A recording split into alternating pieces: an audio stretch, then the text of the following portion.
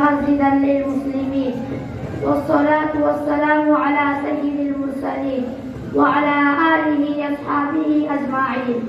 أما بعد فأعوذ بالله من الشيطان الرجيم. بسم الله الرحمن الرحيم. إنما يعمر مساجد الله من آمن بالله واليوم الآخر وأقام الصلاة وآتى الزكاة.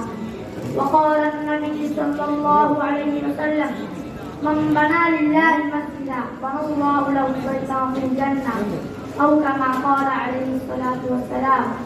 قابل صدر جلسہ حضرات علماء کرام و مہمان عظام، آج میں آپ حضرات کے سامنے مساجد کے بارے میں چند باتیں پیش کرنا چاہتا ہوں.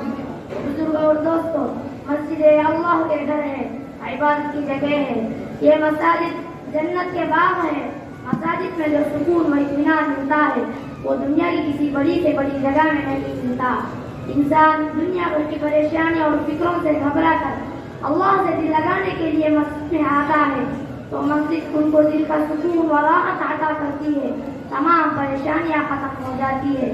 اس کے برخلاف بازار اور گناہوں کے اڈے انسانوں سے سکون چھین لیتے ہیں، پریشانیوں میں حرام و ناجائز کاموں میں پھنسا دیتے ہیں.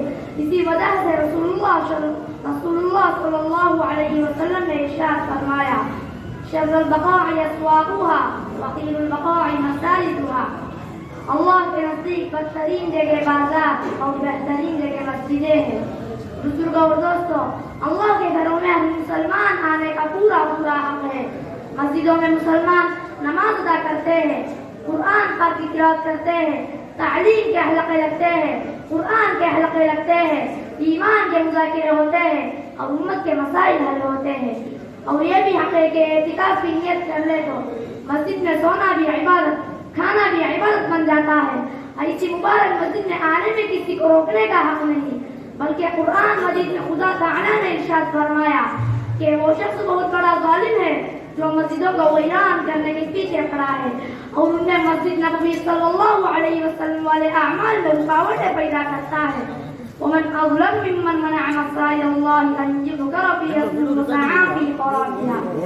یعنی اس سے بڑا ظالم کون ہوگا جو اللہ کی مسجدوں میں اس کا نام لینے سے اور ان کو ویران کرنے کی کوشش کرے.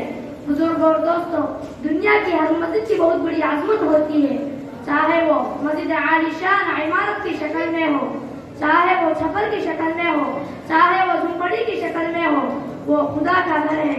اس کو آباد کرنے کی فکر کرنا، کیونکہ مساجد کو آباد کرنے کی فکر کرنا اور مساجد کو آباد کرنا ہماری ذمہ داری ہے. مسجدوں کی آبادی ان کو خوبصورت بنانے میں نہیں بلکہ اللہ کے بندوں کو مسجد میں لانے ہیں. حقیقی مسجدوں کی زیب و زینت یہ ہے کہ وہ نمازیوں سے، ذاکروں سے، داعیوں سے بری ہوئی ہو. اور مساجد کی خدمت بھی ہماری ذمہ ہے. اس کی ضرورتوں کو پورا کرنا، اس کے تقاضوں کو پورا کرنا اور جہاں جہاں مساجد کی ضرورت ہے وہاں مساجد بنانے کی فکر کرنا، یہ سب ہماری ذمہ داری ہے. اس لیے کہ حدیث میں آیا ہے، رسول اللہ صلی اللہ علیہ وسلم نے ارشاد فرمایا: من بنا للہ مسجدا بنى اللہ له بیتا فی الجنہ.